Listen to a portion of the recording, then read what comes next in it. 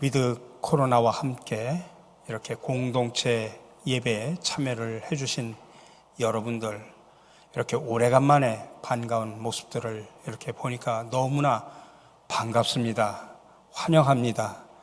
우리가 빨리 회복이 되어서 모두가 공동체 예배에 참여하고 또 기쁨으로 공동체 친교를 나누는 날이 어서 좋게 왔으면 좋겠습니다. 우리가 말씀을 듣기 전에 먼저 동영상으로 김현성 시인이 쓴 가을에는 기도하게 하소서라는 시구를 가지고 이렇게 노래를 부르는 영상을 한번 듣고 말씀을 드리겠습니다.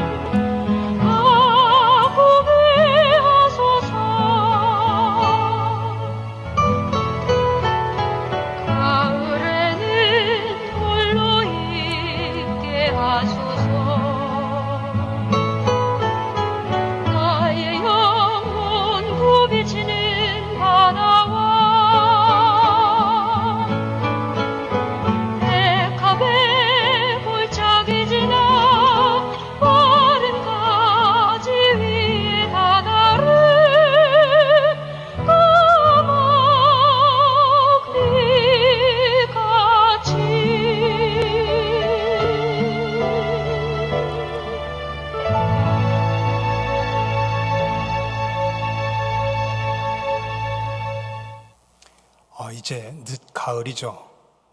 그래서 가을의 계절적 특성답게 하늘은 더 높고 더 파란 모습으로 우리의 시야를 맑게 해주고 있고, 또한 산과 들도 풍성한 열매와 아름다운 색깔로 우리의 마음에 여유를 주고 있습니다. 그런데 우리는 신앙인입니다. 따라서 신앙인인 저와 여러분들은 이 가을이 주고 있는 그런 계절적인 느낌 정도를 넘어서서 가을에는 기도하게 하소서라고 간구했던 이 김현성 시인처럼 이 가을에 영적인 느낌도 가져야 하고, 아울러 그 느낌을 통해서 자기 자신도 정직하게 살펴볼 필요가 있습니다. 그러면 신앙인인 우리가 이 가을이라고 하는 계절을 영적으로 깊이 있게 느끼기 위해서, 또 이 가을에 나 자신을 정직하게 살펴보기 위해서 근거로 삼아야 될 것이 무엇일까요? 그것은 다름 아닌 이 가을이라고 하는 계절을 통해서 들려주시는 하나님의 말씀입니다. 우리가 흔히 기독교를 계시의 종교라고 말합니다. 근데 계시라는 말은 하나님께서 우리 인간들에게 자신을 나타내시는, 좀 더 구체적으로 말씀을 드리면 하나님께서 우리 인간들에게 자신에 대해서 보여주시고 들려주시는 그런 말씀을 뜻하는 신학적인 용어입니다. 근데 계시에는 두 가지가 있습니다. 하나는 특별 계시가 있고 하나는 일반 계시가 있습니다. 또 일반 계시는 자연 계시라고도 말합니다. 특별 계시는 이 땅에 성육하신 하나님인 예수님과 또 성령의 감동으로 기록된 성경을 통해서 보여주시고 들려주신 하나님의 말씀입니다. 그리고 이 특별 계시는 이미 완성된 더 이상의 특별 계시는 없습니다. 오로지 예수님과 성경뿐입니다. 그리고 일반 계시, 또 자연 계시라고 하는 것이 있는데, 이것은 우주의 삼라만상과 역사와 자연을 통해서 보여주시고 들려주시는 하나님의 말씀을 말합니다. 그래서 일반 계시, 이 자연 계시는 지금도 계속되는 그런 계시입니다. 그러기에 우리는 오늘에도 이 가을의 자연을 통해 하나님께서 우리에게 보여주시고 들려주시는 말씀을 들을 수가 있습니다. 그러면 신앙인 우리에게 이 가을을 통해서 하나님께서는 무슨 말씀을 보여주시고 들려주실까요? 우리 모두 이 가을을 통해 우리들에게 묻고 계시는 하나님의 말씀을 보며 듣기를 간절히 원합니다. 특별히 이 가을을 통해서 하나님은 저와 여러분들에게 두 가지 질문을 하고 계십니다. 근데 그 질문에 대해서 내가 올바른 대답을 하면서 살아가야 성숙한 그리스도인이 된다라고 말할 수 있습니다. 두 가지 질문 가운데 첫 번째는 오늘 너의 삶에 어떤 열매가 있느냐라고 묻습니다. 가을은 분명 열매 계절이죠. 그래서 밖에 나가보면 수많은 열매들이 풍성하게 쌓여 있는 것들을 우리가 볼 수 있습니다. 이렇듯 자연은 가을에 열매들을 보여주고 있는데, 여러분의 삶은 이 가을에 어떤 열매를 하나님과 이웃들에게 보여주고 있느냐라고 묻는 것입니다. 성경을 보면 우리 신앙인들이 맺어야 될 여러 가지 열매들에 대해서 설명을 하고 있습니다. 첫 번째가 회개의 열매입니다. 우리 기독교 신앙 속에서 회개라고 하는 것은 하나님 앞에서 자기가 저지른 잘못에 대해서 슬퍼하고 하나님께 마음을 돌이켜 그 잘못을 고치는 것입니다. 그래서 이 회개라고 하는 것은 우리 기독교 신앙의 출발점이고 하나님의 자녀로 거듭나는 절대적인 조건이고 성결한 신앙으로 살아가기 위해 필요한 필수적인 내용입니다. 여러분, 교회 안에 오늘 이 자리에 나와 있는 사람들 가운데도 두 부류의 사람이 있습니다. 하나는 문을 열고 들어온 사람이 있고 하나는 담을 넘어온 사람들이 있습니다. 이게 무슨 말이냐? 문을 열고 들어온 사람은 회개하고 신앙생활하는 사람들입니다. 그러나 담을 넘어 들어온 사람은 회개 없이 교회에 들어온 사람입니다.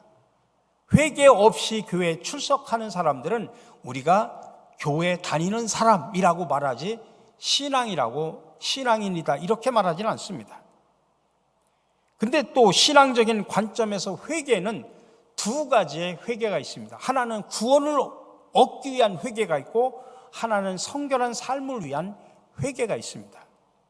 구원을 위한 회개라고 하는 것은 전혀 예수를 믿지 않던 사람들이 예수를 믿고 내 인생의 주인으로 삼고 그리고 나서 고백을 하는데, 지난날 내가 예수를 몰랐던 그런 것에 대한, 또 예수님 알지 못해서 지었던 모든 죄에 대해서 회개하는 것, 이겁니다. 그래서 하나님의 자녀로 바뀌는 거죠. 근데 이 회개를 위한 구원을 위한 이 회개라고 하는 것은 딱 한 번입니다. 한 번만 있으면 되는 겁니다. 우리가 한 번의 회개를 통해서 우리는 하나님의 자녀로 우리가 바뀌었고 구원을 얻었습니다. 근데 성결을 위한 회개는 내가 구원받고 하나님을 영접해서 하나님의 자녀가 되었음에도 불구하고 세상에 살면서 내가 하나님의 자녀답지 못하게 살았던 모든 것에 대한 잘못을 회개하는 것입니다. 그러니까 내가 죄를 질 때마다 끊임없이 반복해서 회개하는 것입니다. 우리가 주일날 예배를 통해서 참회 기도 시간이 있습니다. 이게 뭐냐면 성결을 위한 회개입니다. 구원을 위한 회개가 아니라 성결한 회개입니다. 하나님의 자녀인데도 불구하고 하나님의 자녀답게 일주일 동안 살지 못했던 나의 그런 죄의 모습을 가지고 하나님 앞에 나와서 참회하는 것입니다. 우리는 이렇게 말씀과 성령의 감동을 통해서 하나님께서 구원을 위한 죄나 성결을 위한 죄를 우리에게 지적하실 때 그 죄에 대해서 바로 깨달아야 됩니다. 그리고 그 죄에 대해서 마음을 찢으면서 우리는 통회하고 슬퍼야 됩니다. 그리고 하나님과 사람에게 지은 죄에 대해서 용서를 구할 것은 용서를 구해야 되고, 갚아야 될 것은 최선을 다해서 갚아야 됩니다. 이런 과정이 바로 회개의 바른 과정이고, 이런 과정을 지키면서 회개하는 삶이 회개의 열매를 맺고 사는 삶이다라고 말할 수 있습니다. 두 번째는 의의 열매를 말합니다. 의의 열매라고 하는 것은 나의 어떤 육체의 평안함과 부귀가 나한테 주어진다고 할지라도 그것이 불의를 통해서 얻게 된 것이라고 하면 단호하게 거부하고, 대신 어떤 희생과 고난을 겪는다고 할지라도 그것이 의롭게 사는 길이라고 하면 우리가 목숨을 걸고 그 길을 걷는 것, 그게 그 삶으로 나타나는 열매입니다. 그렇게 의를 추구하고 살면 사람은 자신을 성결한 사람으로 가꿀 수 있고, 또 이웃에게 화평과 관용과 양순과 긍휼을 베푸는 사람으로 살 수 있습니다. 신앙인들은 이런 의의 열매를 맺는 삶을 살아야 됩니다. 또 하나 빛의 열매가 있습니다. 어둠 속에 있는 자들의 빛이 되어 사는 그런 삶의 열매입니다. 아프리카 사람들을 위해서 일생을 봉사했던 슈바이처 박사나 복음을 전하기 위해서 이 땅에 와서 첫 번째 순교사가 된 토마스 목사님과 같은 분들이 바로 그의 빛의 열매를 맺었던 사람들입니다. 우리 신앙인들은 어둠이 가득한 이 땅 속에서 당연히 빛의 열매를 맺어야 됩니다. 입술의 열매도 있습니다. 우리가 맺어야 될 입술의 열매는 힘들고 어렵고 방황하는 사람들에게 위로해주고 격려해주는 이것이 바로 입술의 열매입니다. 근데 그것보다도 더 중요한 입술의 열매는 하나님께 드리는 감사와 찬양입니다. 그렇습니다. 언제 어디서나 하나님을 향한 감사와 찬양이 우리 입술에서 떠나지 않는 사람이 바로 입술의 열매를 맺고 살아가는 사람들입니다. 또 하나 중요한 열매를 말하고 있죠. 성령의 열매입니다. 성령의 9가지 열매, 사랑과 희락과 화평과 오래 참음과 자비와 양성과 충성과 온유와 절제의 열매입니다. 근데 이 성령의 9가지 열매는 예수님의 9가지 인격적인 특성을 그대로 드러냅니다. 근데 예수님의 인격의 이 9가지 열매가 어떻게 그렇게 드러날 수 있었을까요? 그것은 다름 아닌 예수님께서 세례를 받으신 그 후에 하늘문이 열리고 성령이 예수님에게 임하셨기 때문입니다. 그러기에 이 9가지 예수님의 인격적인 특성, 다시 말하면 9가지 성령의 열매도 우리의 삶 속에서 맺기를 원하신다면 여러분, 예수님께서 임했던 성령께서 똑같이 우리에게도 임재하셔 우리의 심령에 거하시고 우리를 지배해 주셔야만이 가능하다는 것입니다. 그러면 예수님의 인격적인 특성인 성령의 열매가 우리 속에, 삶 속에 자연스럽게 드러나게 되는 것입니다. 진정 신앙인은 오늘 작은 예수가 되어서 인격의 이런 성령의 열매를 맺고 살아야 됩니다. 우리 교회 비전 가운데 그 비전을 구체화시키기 위해서 5대 사역 운동을 하는데 그 중에 첫 번째가 예수 닮기 운동입니다. 바로 그것이 바로 이런 열매를 말하는 것입니다. 요한복음 15장 8절에서 예수님은 분명하게 말씀하셨습니다. 너희가 열매를 많이 맺으면 내 아버지께서 영광을 받으실 것이요 너희가 내 제자가 되리라. 이 말씀에 비추어서 이 가을에 우리 모두 자신의 삶을 스스로 냉정하게 살펴보시기 바랍니다. 그리고 열매가 없어서 부끄러움을 느낀다고 하면, 아니 열매가 있더라도 너무 적어가지고 부끄러움을 느낀다고 하면 이제부터라도 열매 맺는 삶을 살기 위해 성령의 도우심을 받아 언제나 예수님과 동거하며 하나님의 말씀에 순종하시기 바랍니다. 그렇게 사는 신앙인이 하나님께서 원하시는 열매를 풍성하게 맺고 살아가게 되는 것입니다. 두 번째, 하나님은 또 질문합니다. 오늘 너는 네가 맞이할 인생의 겨울을 어떻게 준비하고 있느냐라고 우리에게 물으십니다. 여러분, 계절에만 사계가 있는 게 아니죠. 우리 인생에도 사계가 있습니다. 봄은 준비하는 계절입니다. 따사로운 햇볕 아래 놀기 좋은 계절이지만 그럼에도 다가올 겨울을 내다보면서 씨앗을 뿌려야 되는 계절입니다. 이때 심은 것을 가을에 거두어서 겨울을 보냅니다. 그러기에 봄에는 좋은 씨를 많이 심도록 노력을 해야 됩니다. 사람도 인생의 봄이라고 할 수 있는 20대까지는 미래를 위해서 좋은 씨를 많이 심어야 됩니다. 폭넓은 지식과 좋은 습관과 의로운 인격을 심어야 되고, 무엇보다도 신앙과 하나님의 말씀을 심어야 합니다.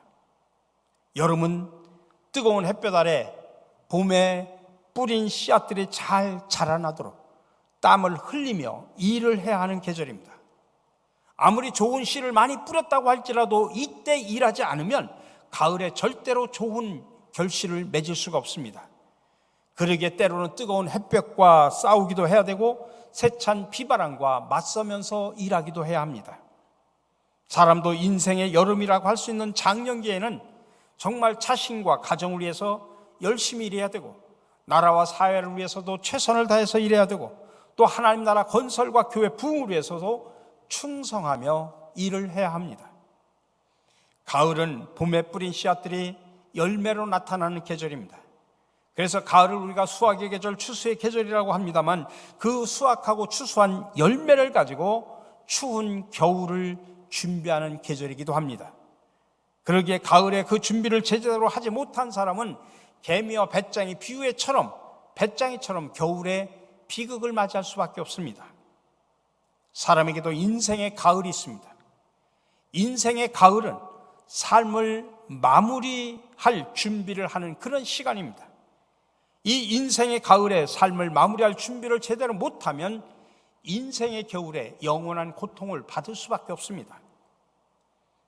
겨울은 봄과 여름의 땀을 흘리며 신고 일하며 가꾸었던, 그리고 가을에 거둬들인 것으로 지내는 계절이죠.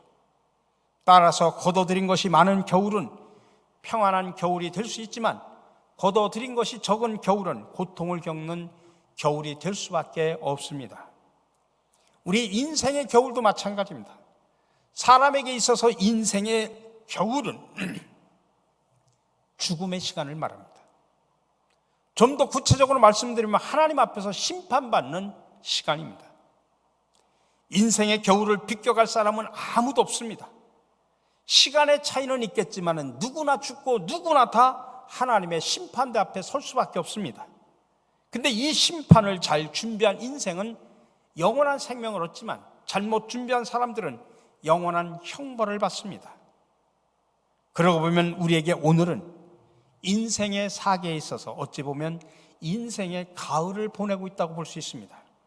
다행히도 아직까지 인생의 겨울이 우리에게는 오지 않았습니다.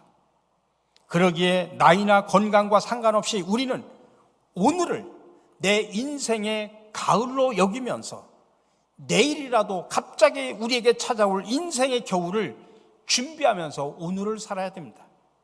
그 준비를 잘하며 사는 것이 바로 인생의 진정한 지혜입니다.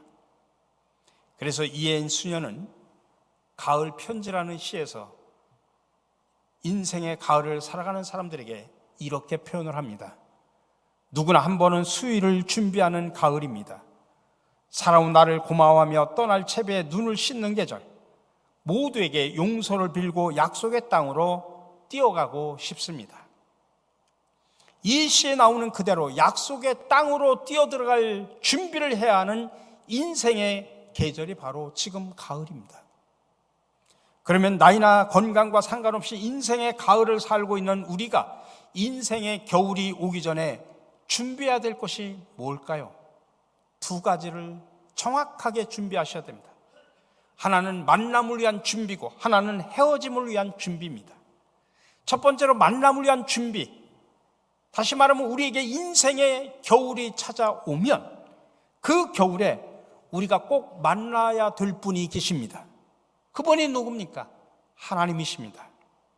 따라서 우리는 인생의 겨울이 오기 전에 오늘 하나님을 만날 준비를 제대로 하고 계셔야 됩니다. 사도 바울은 인생의 겨울이 오기 전에 인생의 가을 끝자락에서 그는 이렇게 외쳤습니다. 디모데후서 4장 6절 이하입니다. 나는 이미 부어드린 제물로 피를 흘릴 때가 되었고 세상을 떠날 때가 되었습니다. 나는 선한 싸움을 다 싸우고 달려갈 길을 마치고 믿음을 지켰습니다. 이제는 나를 위하여 의의 면류관이 마련되어 있으므로 의로우신 재판장이신 주님께서 그날에 그것을 나에게 주실 것이며 나에게만이 아니라 주님께서 나타나시기를 사모하는 모든 사람에게도 주실 것입니다. 진정 우리도 이 땅을 떠날 시간이 점점 가까워져 오고 있음을 깊이 인식하고 인생의 가을인 오늘에 우리도 사도 바울처럼 의로운 재판장이신 하나님 만날 준비를 잘 하셔야 됩니다. 그렇습니다. 어둠의 세력들인 정욕과 교만과 욕심과 자랑과 불신과 유혹과 우리는 끊임없는 선한 싸움을 해야 됩니다. 그리고 가정과 직장과 나라와 교회에서 감당해야 될 나에게 주어진 사명의 길도 성실하게 잘 달려가야 됩니다. 그리고 하나님께 대한 믿음도 어떤 형편이나 상황에서든지 늘 잘 지켜나가야 됩니다. 그러기에 우리는 우리에게 언제 인생의 겨울이 찾아온다고 할지라도 담대하게 의로운 재판장이신 하나님을 만날 준비를 지금 인생의 가을에 잘 하시기를 바랍니다. 또 하나는 헤어짐을 위한 준비입니다. 우리에게 인생의 겨울이 찾아오면 그때 우리는 이 땅의 모든 것들과 우리는 다 헤어져야 됩니다. 따라서 우리는 인생의 가을에 그 모든 것들과 헤어질 준비를 잘 해야 됩니다. 특별히 여러분, 사람들과 헤어질 준비를 잘 하시기 바랍니다. 인생의 겨울이 오기 전에 용서해줘야 할 사람이 있다면 여러분 용서하시기 바랍니다. 사랑해야 될 사람임에도 불구하고 내가 사랑하지 못했다고 하면 여러분 사랑하시기 바랍니다. 누구에게나 어떤 사람에게 손해를 끼치고 아픔을 주었다면 그 손해와 아픔을 보상해주고 달래주시기 바랍니다. 그리고 이웃에게 따뜻한 손길 한번 내민 적이 없다면 여러분 따뜻한 손길 한번 내보시기 바랍니다. 그리고 함께 신앙의 길을 걷고 있는 교우들을 위해서 내가 몸으로 봉사 한번 해보지 않았다면 낮은 자리에서 몸으로 봉사하시기 바랍니다.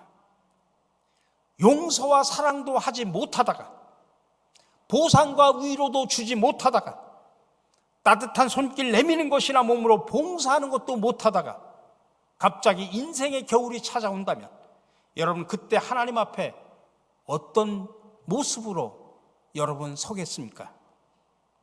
그러기 위해서 헤어짐을 위한 준비, 특별히 사람들과 헤어질 준비를 이 인생의 가을에 잘 하시기 바랍니다.